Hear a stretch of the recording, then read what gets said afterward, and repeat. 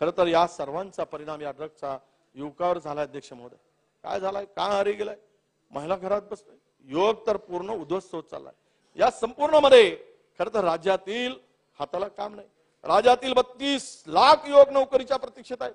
हे मी सांगत नाही, तुमचेच आकडे. 32 लाख युवक नोकरीच्या प्रतीक्षेत आहेत अध्यक्ष महोदय. परीक्षाचा गोंधळ, बेरोजगारी, 3 लाख नोकऱ्यांची रिक्त पद, पेपर फुटी, यामुळे युवक नैराश्येत आहे. याला सरकार जबाबदार नाही. या सगळ्या परिस्थितीला पेपर फुटतात कसे, कारवाई होत नाही, जागा रिक्त आहेत, जागा भरल्या जात नाही, एमपीएससीचा निकाल रखडला जातो, निकाल लागला तर 3 वर्षापर्यंत त्या तरुणाला नोकरी मिळत नाही, नोकरी त्याला रुजू करून घेतलं नाही. हे काय चाललंय, त्याच्या जीवनाशी खेळताय. मग तो ड्रग माफिया, ड्रगच्या सारख्या वाईट प्रवृत्तीकडे ओढतो. त्याचा परिणाम या युवकावर होतो अध्यक्ष महोदय, आणि तो युवक उद्ध्वस्त होतो. हेही सांगितलं पाहिजे अध्यक्ष महोदय. या नैराश्यामुळे त्याला जर या ड्रगच्या विळख्यात अडकतील, त्याचं आयुष्य उद्ध्वस्त होईल. यासाठी सरकारने लक्ष घालण्याची आवश्यकता आहे. परीक्षांचे निकाल वेळेवर लागत नाही. टीसीएस, आयबीपीएस कडे परीक्षासाठी दिल्या, तो घोड थांबत नाही. नोकर भरतीचं ठोस आश्वासन नाही. किती वेळा आश्वासन देत आहे, त्याचा पत्ता नाही. त्यामुळे राज्यातील तरुणाचा सरकारवरचा विश्वासच उडत चालला अध्यक्ष महोदय. बघा, सत्य ही असते अध्यक्ष महोदय, सत्य कळू देत नाही. सत्ता ही सत्य लपवते अध्यक्ष महोदय. तुम्ही त्या धुंदीत आहात, त्यामुळे सत्य लपवलं जात आहे. त्यामुळे माझी विनंती आहे सरकारला की तरुणाई उद्ध्वस्त होत असताना हा संताप उफाळून जर येतोय, या नोकर भरतीमुळे संघर्ष जो पाडला झालाय, त्यापुढे तुमच्यावरचाच विश्वास कसा राहील. या संदर्भात ही कंत्राटी भरतीमुळे तर तरुणांचा पूर्णतः आयुष्य उद्ध्वस्त चाललाय. तुम्ही आरक्षण संपवण्याचा घाट घातलाय. ओबीसी, बहुजनांचा, ओबीसी, एससी, एसटी हे आरक्षण मुळापासून संपलं पाहिजेत.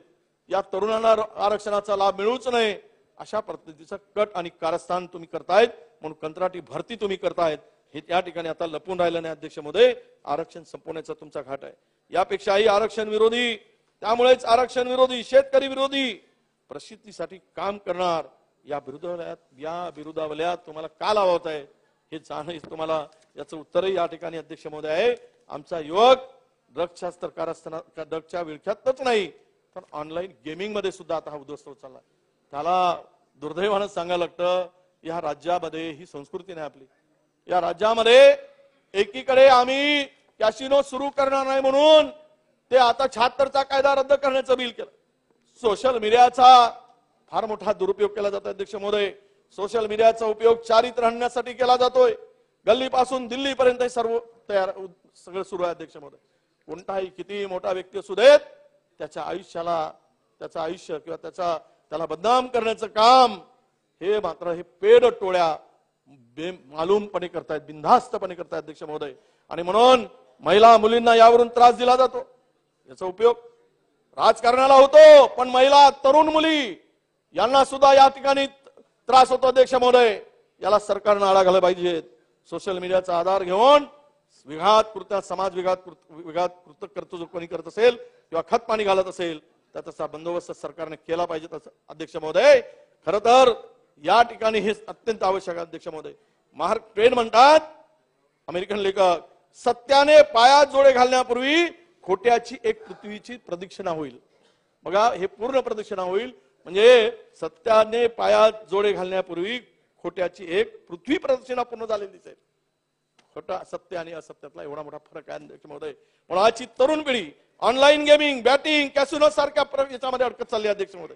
तरी देखील तुम्ही बिलाच्या माध्यमातून त्याला प्रोत्साहन देण्याचं काम केलं. का दिलं मला कळत नाही. या ठिकाणी ह्या तरुण पिढीच्या भविष्यासाठी अत्यंत महत्वाचा एक बिल होता. जुगारयुक्त महाराष्ट्र तुम्हाला करायचा होता, त्याचं देखील उत्तर तुम्ही दिलं नाही. खरं तर अशा बाबीवर विचार करण्यासाठी तज्ञाची समिती तुम्ही करायला पाहिजे होती, पण तसे न करता तो बिल जो आहे मागच्या बिना चर्चेने विरोधक बाहेर होते, तो बिल मंजूर करून घेतला.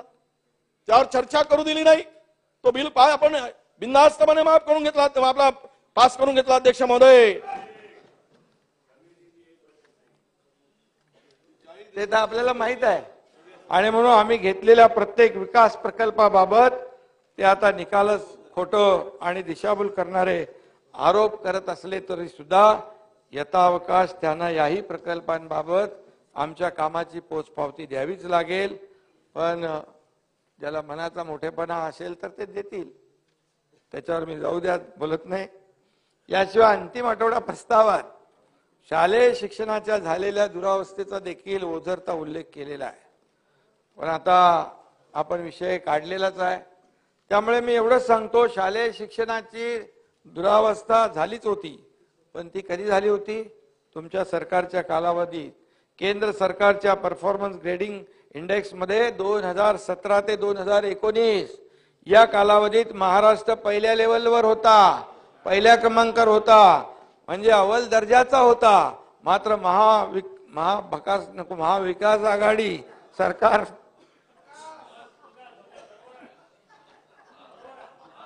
महाविकास आघाडी आणि या सरकार सत्तेत आल्यानंतर शिक्षण व्यवस्थेची घसरण होण्यास सुरुवात झाली आणि 2021-22 साली राज्य तिसऱ्या लेवलवर विजयराव गेलं, म्हणजे थर्ड क्लास वर गेलं. डिजिटल स्कूल आणि वर्ल्ड क्लास शिक्षणाच्या गमजा आणि गप्पा मारणाऱ्यांनी प्रत्यक्षात शिक्षण व्यवस्थेला थर्ड क्लास वर नेऊन ठेवलं होतं. ही वस्तुस्थिती आहे वर्षाताई, ही वस्तुस्थिती आहे, तपासून बघा. पण आम्ही कारभार हाती घेतल्यापासून शाळांचा आणि शिक्षणाचा दर्जा उंचावण्यासाठी सातत्याने काम सुरू केलं. माझी शाळा सुंदर शाळा हे अभियान आम्ही राज्यभर राबवतोय. त्याची सुरुवात देखील झाली आहे. महावाचन अभियान राज्यभरात राबवलं जात आहे, त्यामुळे वाचन संस्कृती वाढेल, विद्यार्थ्यांना वाचनाची गोडी लागेल. संच मान्यता, अध्यक्ष महोदय, शिक्षक भरती आणि शाळा मान्यता या सर्व प्रक्रिया अत्यंत पारदर्शक पद्धतीने आमचे शिक्षण मंत्री केसरकर राबवत आहेत.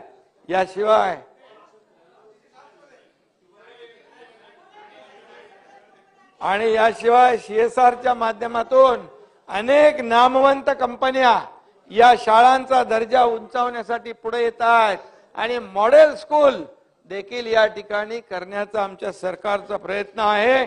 आणि त्यामुळे महाराष्ट्रातील शिक्षण व्यवस्था याचा कायापालट झाल्याशिवाय राहणार नाही, हे देखील मी या ठिकाणी सांगतो.